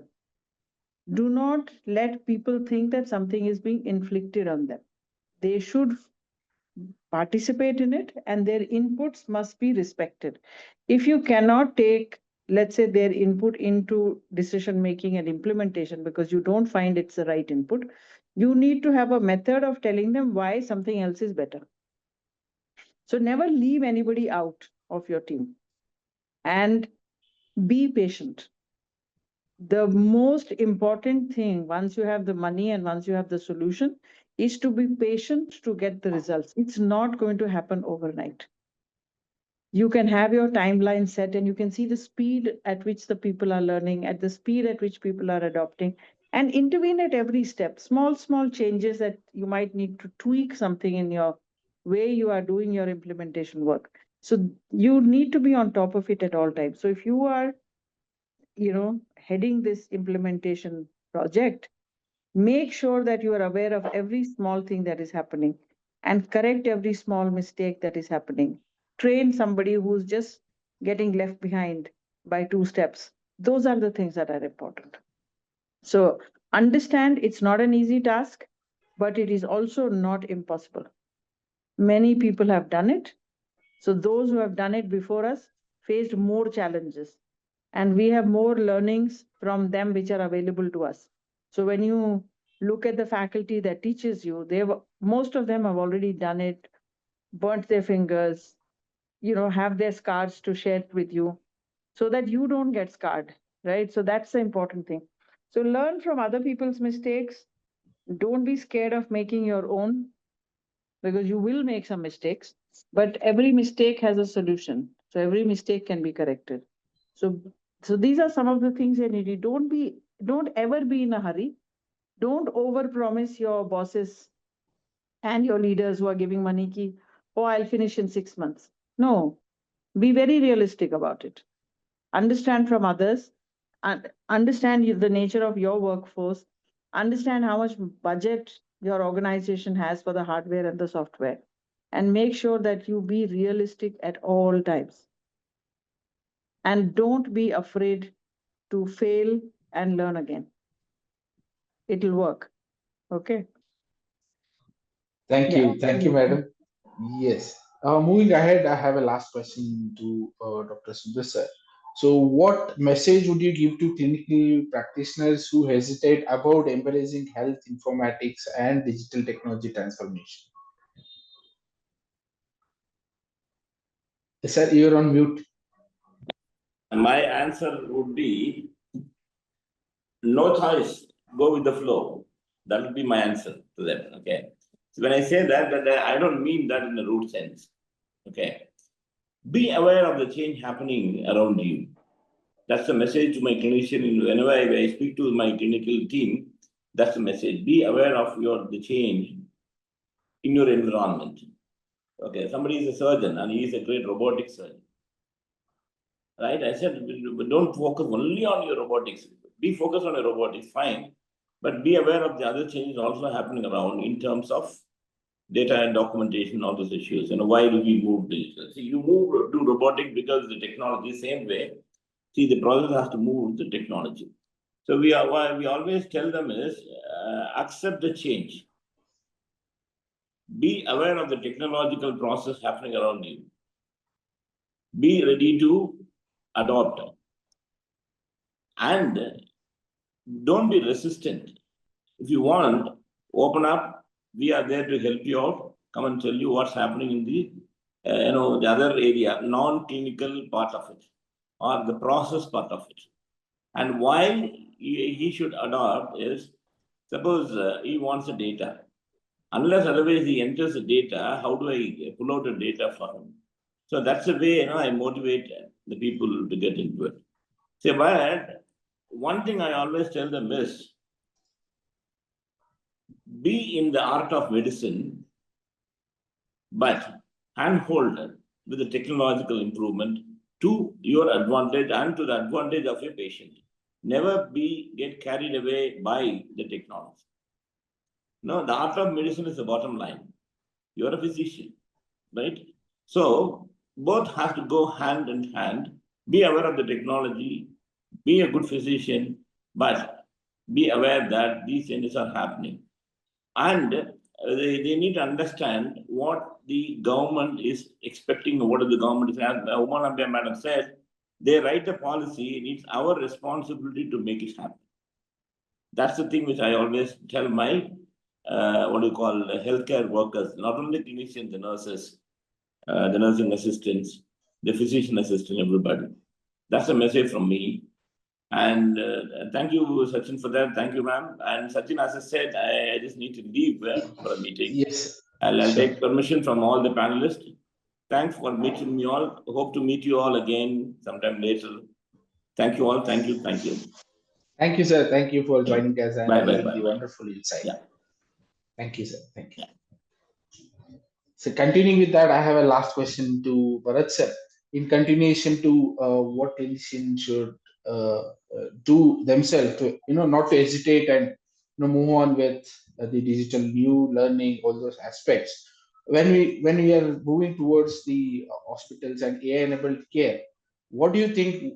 Which are the three major skills as a leader of healthcare professionals or healthcare professional must cultivate to remain relevant the current healthcare technology, and through that they have to be an impactful outcome from those top three skills. What do you feel that which are all those three? Yeah, it's an interesting question to narrow down it to three important leadership skills. I think one clearly what I'm hearing from several people in the ecosystem is that technology, information technology, is going to play an outsized role going forward, much more than it has in the past. Undoubtedly, AI, which is hyped up right now, is going through the same cycle which all technologies went through, an initial hype cycle. And in the near term, it will not meet it won't deliver the goods. But when we overestimate what can be done in the short term and underestimate what can be done in the long term with technologies. So in a longer term, maybe 5 or 10 years, you're going to see so much impact of AI. If everybody in the healthcare field has to keep up with it, it's a hype. It will not deliver the goods right now, but it is an essential going forward, and it's going to have an outsized effect on how healthcare is practiced. The second one, which is not so obvious and not so emphasized, is that medical science and life science itself is changing so much. And what I think a lot of practicing clinicians miss out is the developments in that area. I think the practice of physician scientists is not so well established. Going forward, that's going to be essential because a lot of advances that are happening in medical field are going to be interdisciplinary. They're going to come from related adjacent fields, including, of course, life sciences, but even chemistry or physics or whatever, right? So it's going to come from interdisciplinary work. And I think, uh, unfortunately, clinicians have been always trained to be very specialized, which is great for performing the tasks that they need to do. But the world forward is looking for people who can look at problems from an interdisciplinary point of view, because a lot of things, um, let's say cancer, I think you can't really understand cancer unless you understand what's going on in life sciences discoveries on that subject, right? Um, and unfortunately, I find that a lot of clinicians are not keeping up with it. So that's something the new generation of clinicians is very keen on keeping up with it, and they are in their own way preparing themselves for it. The third thing, which I keep emphasizing all the time, is that the importance of human in a highly advanced technology and medical science world is even going to be more. A lot of people think it's going to get less and it's going to become unimportant and everything is humans are going to be completely replaced. I completely disagree on that. I think humans are going to play even more important role as humans and understand problems the way only humans can understand. And it's not just soft talk, it is actually hard truth. To really improve the outcome of a patient, you need to understand them as human beings. You need to understand their behavioral preferences. For post-surgical outcomes in cancer, um, the psycho counseling of the patients is the most important factor. It's the theory of constraint, the main constraint, not everything else, not the continued medication that much as the requirement for psycho counseling, because everything will work if that works. I was just hearing, I was with Dr. Tony, Dr. Umar, just before the session, and we were talking about stroke patients, and the stroke patients' recovery is completely dependent on their motivation levels, right? And that translates to everybody working in healthcare. They need to understand the social, what we call social determinants of health, was understanding people as human beings. It's just a datafied version of understanding people as humans. It was about stories you told each other. It was about how you had conversations, now converted into structured data. It's just a different way of studying the same thing. You're still studying the human being as a whole. When you gather data on social determinants of health, you're actually trying to understand the human being as a whole, whether he will he or she will improve with exercise or not improve with the exercise. Should I then give this medication protocol or the other medication protocol? Depends on where they live. Do they have access to exercise? They don't have access to exercise. All these were earlier understood through stories. Now they're being understood through data. But essentially, we're still trying to understand the human being, and we should not forget that that will remain a very important part in healthcare. Yeah, Thank you, sir. Thank you. It was understanding of complete structure of what we spoke till last from last 90 minutes. So coming up to the end, I'll just an open question to all the panelists. So we talked about how we did as a program. So what industry looks at, what as a healthcare professional or HCPs should look at the digital transformation. So coming to end, I open up for one question: how an IHMR's executive program in digital healthcare and smart health system can bridge between the academic learning and the real world, the digital leadership or transformations uh, through a structured program. So I start with Nambiar madam, and the Bharat sir and Ashlesha madam can go and give their inputs. Yeah. So the entire purpose of designing this program was that the people who are working and who have some knowledge of what is happening in the hospital, they learn the new tools that are available to them, and be easy for them to uh, correlate, understand how Ashlesha very easy, well mentioned in the previous, conversations, the thread of conversation that you're having with her, that how you are able to relate to what is happening, and therefore it is easy for you to understand the need and then implement it. That's the thing. It's a very practical oriented course. It's not theory for the sake of theory. It's not just for the sake of giving you a certificate. It is about making sure that your problem statements are understood.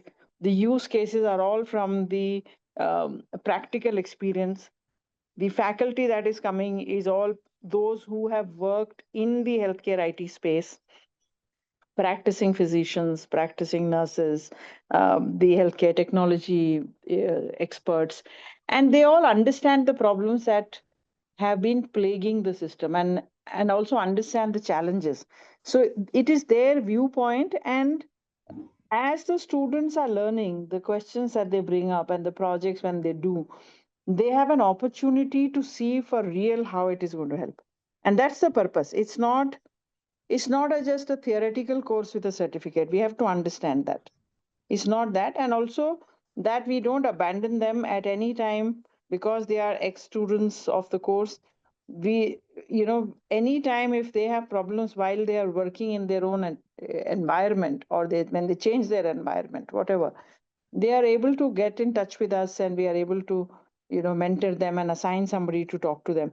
So these are some of the differences that we thought we should have, so that a person who is working on a day-to-day basis can learn something, you know uh, and apply it while they are learning, so it's easy for them to assimilate, to internalize. That is the purpose. Yeah, Thank thank you, you, madam. Sushil. Thank you. Over to Bharat sir.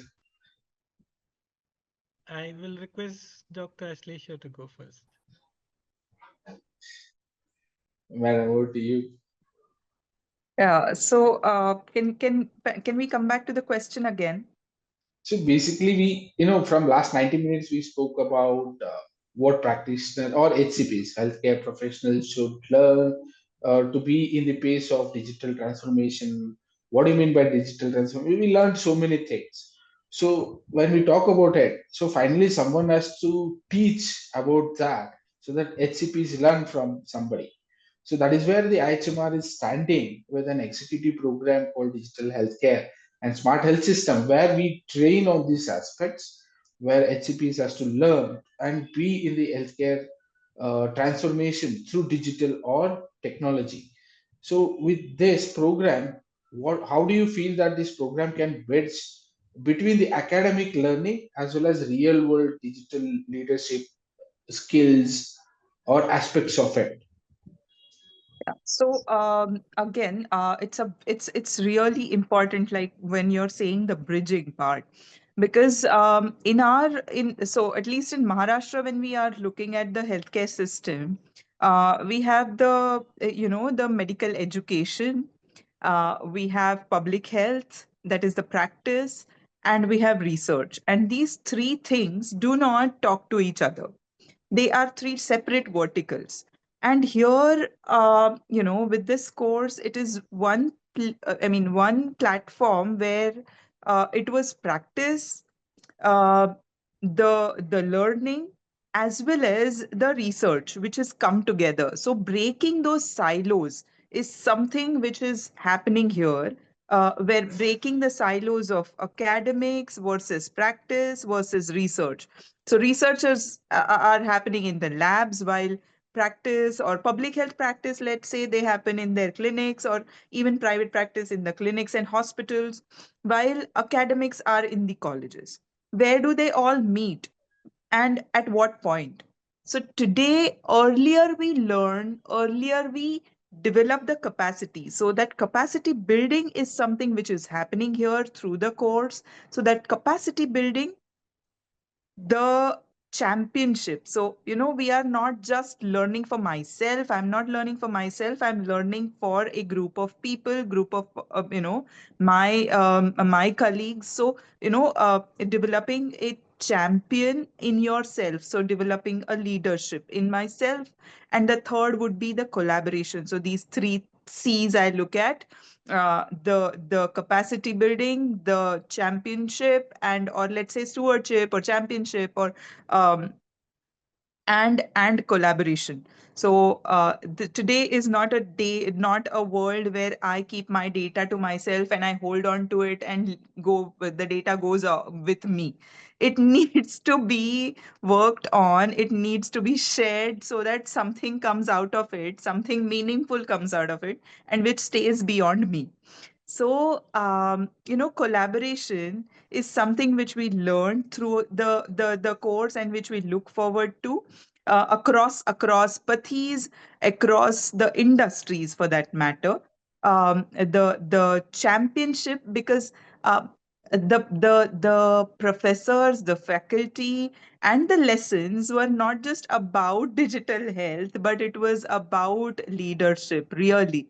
So it's not just transformation of me as a digital health learner, but also a transformation of me as a leader, in the field, let's say. And it's an emerging field, and we're looking for leaders in the field. So it would not be leaders as in this, but then thought leaders or opinion leaders, what we say. So that where to think about, where to start thinking from. It cannot be a WhatsApp group, it can't be a WhatsApp post or a social media post. You need to go to the source, think, and then come up with my own opinion. So that method of thinking needs to be really imbibed into, or put in place. So these three C's is what I would come down to, the to for when we are talking about this executive course. So in these 3 months, or a short period which goes beyond, much beyond it. So it's learning for this much period, but beyond it, like madam just mentioned, very few courses do this. We do have something which is, under MUHS's former Vice Chancellor, Lieutenant General Kanetkar, Madam, who did think about this similar, and is as also is putting has put in something similar.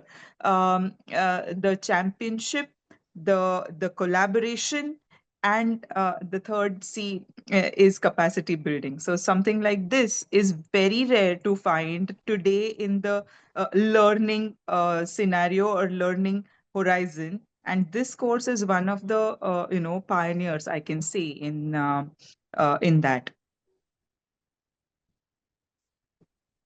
Thank you, madam. Thank you. Bharat sir? So I actually saw a lot of questions, and I Yes. saw yeah. So I think I would give, rather than saying a lot has already been said by both Dr. Uma and Dr. Ashlesha very eloquently. about the course. I think we can take some questions if that makes sense, Professor Sachin. Yes, sure, sir. So I would start. There is a question: what are the main barriers preventing wider AI adoption in hospitals? Is it trust, cost, or lack of technical expertise? And if you had a fully custom AI solution, a team or a startup for your hospital, what's the first problem you would want them to solve? Uh, I'll take this one. I'm working with some hospitals on adoption of AI and trying to put forward an AI first approach. The challenges are that if you want to put an AI first approach, first you need to have a foundation before you put an AI first approach. And many of the hospitals are not there in terms of having a foundation. And the foundation consists of several pillars.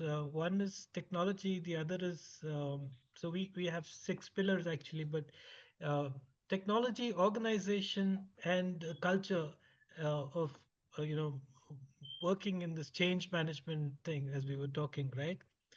So the willingness to collaborate, the importance of patient centricity. So that foundation has to be there in the first place. Without that, bringing AI solutions will not solve the problem. Uh, and Why do the hospitals still lack that foundation? Um, it's a long story. I can't go so much into that right now, but historically, that's how we've ended up.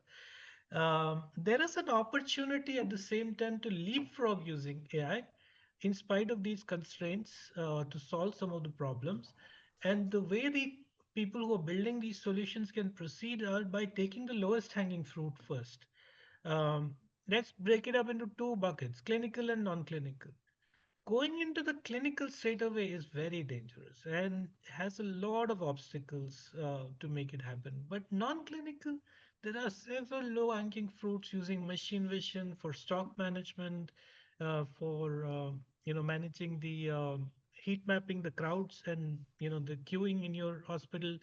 There's so many things that can be done just by low-hanging fruits.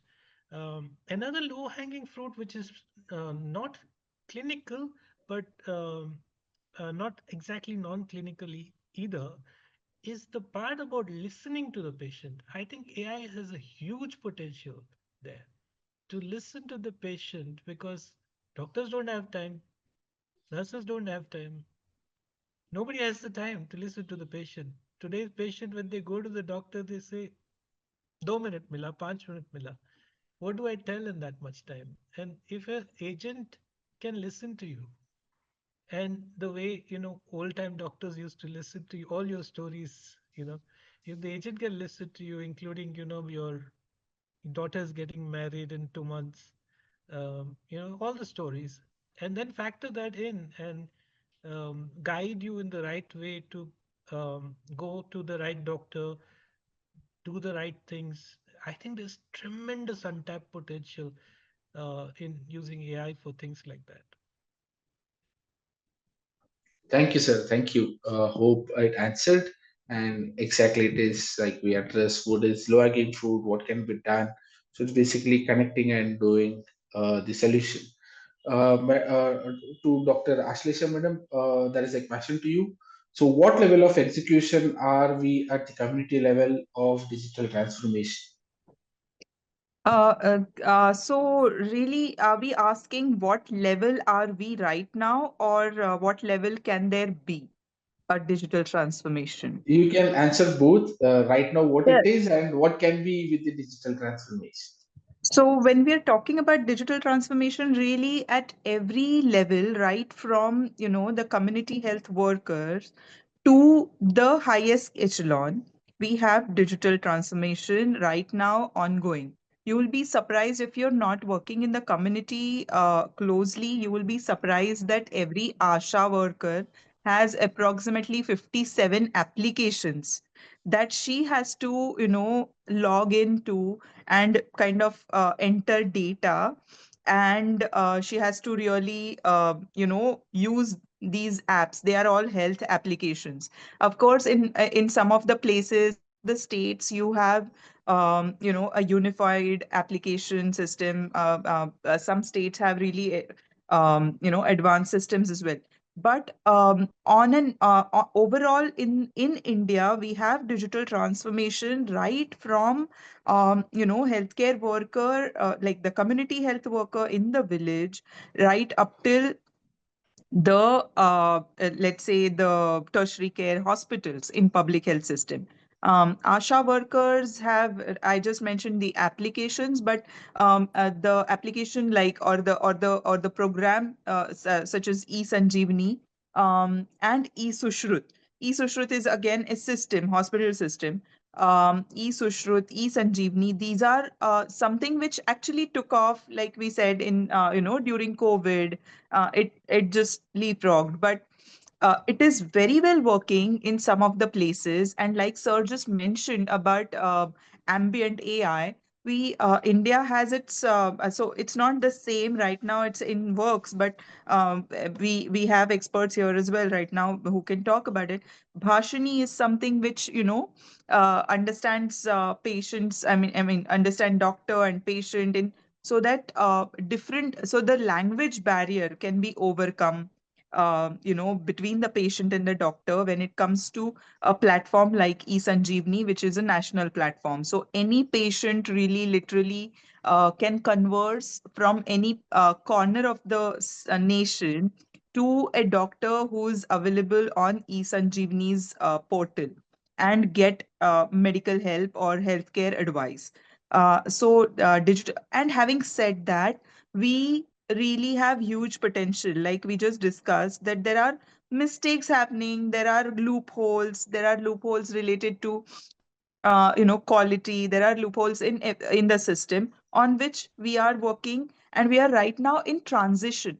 So there is a lot which is happening. So even though there is digital transformation with ABDM, Ayushman Bharat Digital Mission, where we are pushing for creating Abha, Ayushman Bharat digital accounts for each of the citizen.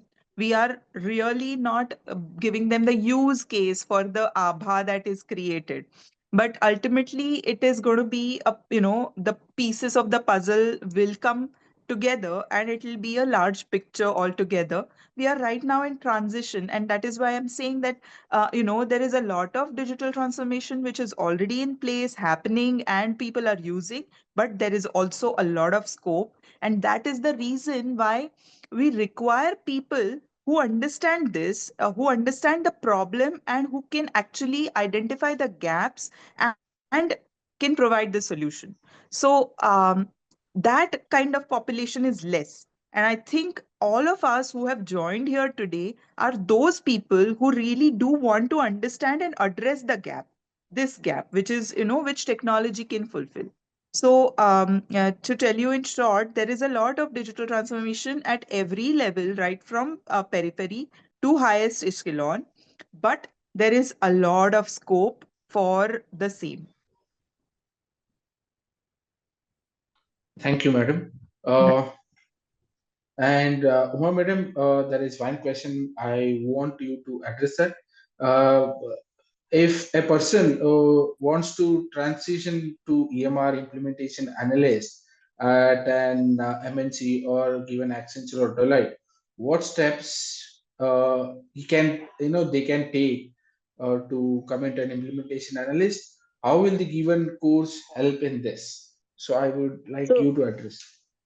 yeah, so they need to have a very good understanding of the EMR and HIS before they can become a functional analyst.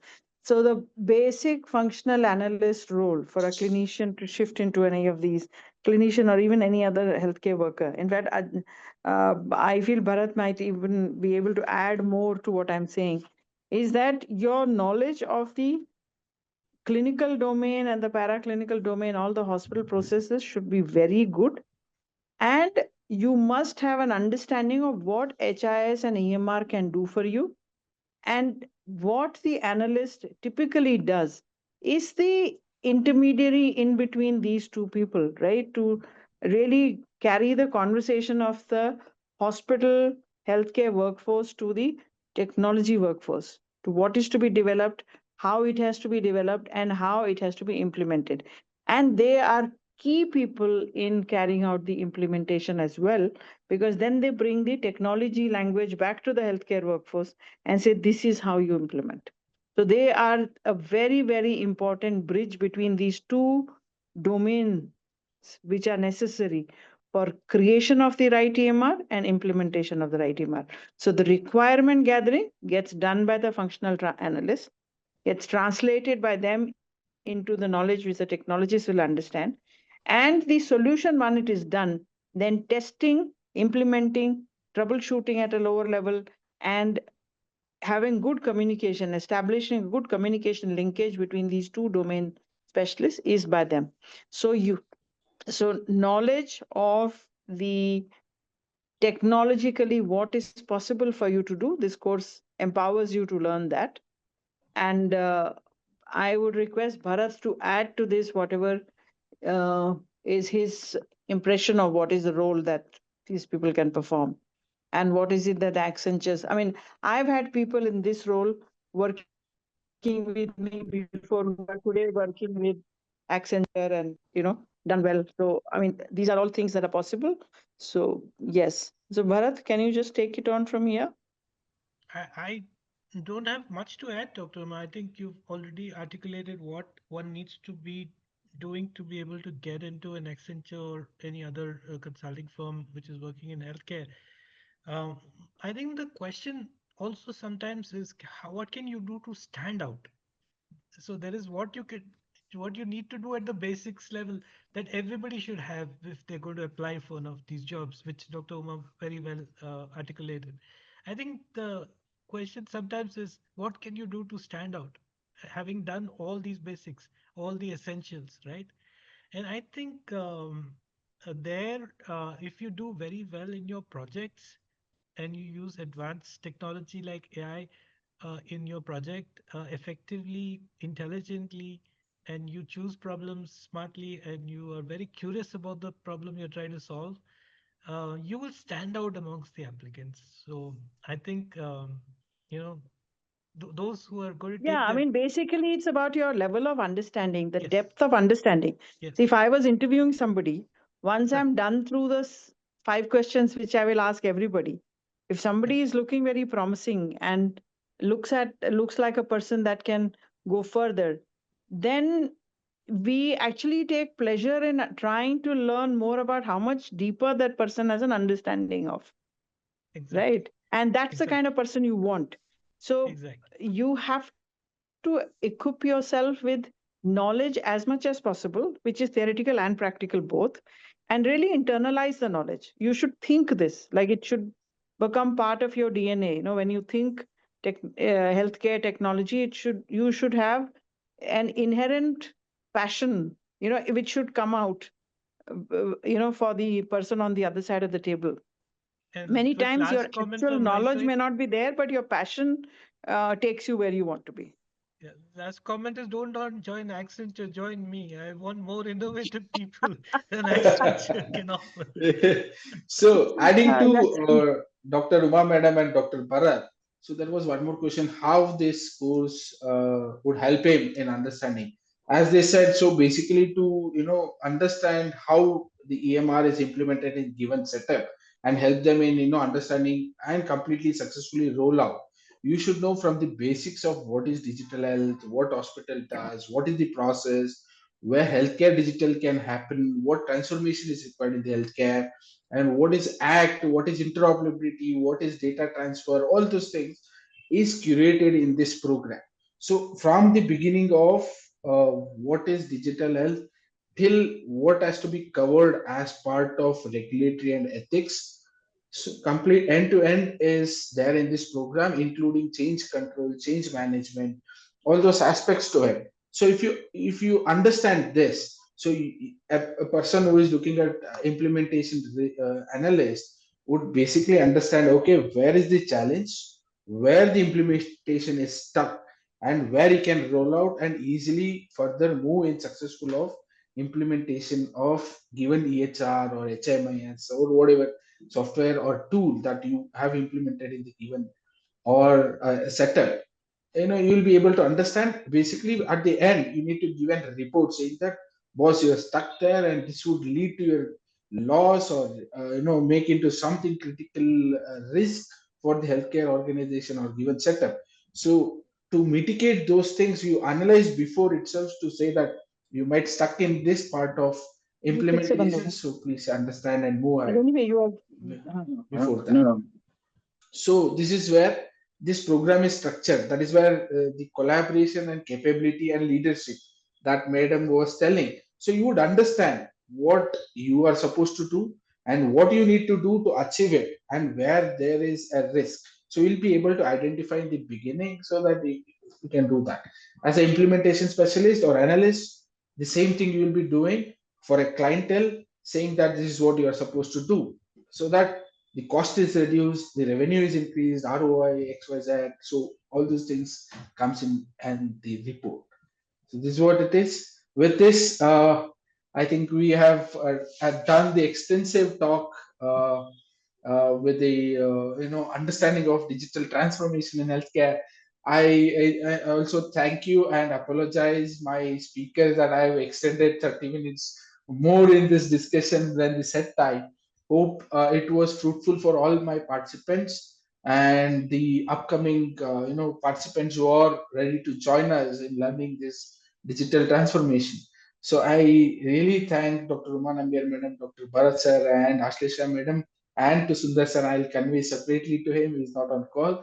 So that it was really energetic, insightful, and it's guiding a non-digital guy or who is interested in digital guy to learn what is happening in the healthcare transformation through technology, and what is to be learned to be in the field and sustain. So thank you all for being part of this journey, and looking forward to have much more conversation, collaboration work, so that the digital transformation successfully happen, not in IHMR, everywhere in the globe, with the transformation leaders like you all. Thank you, everyone. Have a great evening. And I think there is a feedback form that is given. So finally, I request everybody to turn on a camera so that we take a snap, because we are not available physically, so that we take a snap. I think, So, now, Sachin, Pavitra, can you help with one this? comment. The transformation leaders are those who are sitting in the audience and listening to us. Yes. So with your They're only guidance, the they will. catalyst to make them Yes. transformation leaders. Yes. So basically, now we were looking at with you in HMR. Now with the upcoming leaders, we will make them globally aware of digital transformation, and they do the transformation across India and across nations. Thank you, sir. Thank you for adding it. So are we good to go, Pavitra? Yes, sir. Yeah.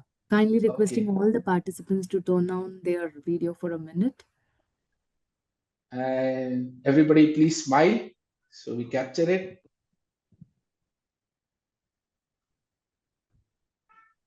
Yes. Thank you. Thank you all. Have a great evening, and thank you to my speakers again for giving this wonderful session in the evening. Thank you all. Thank you, Professor Sachin. Great show. Thank you, sir. Thank you. A pleasure.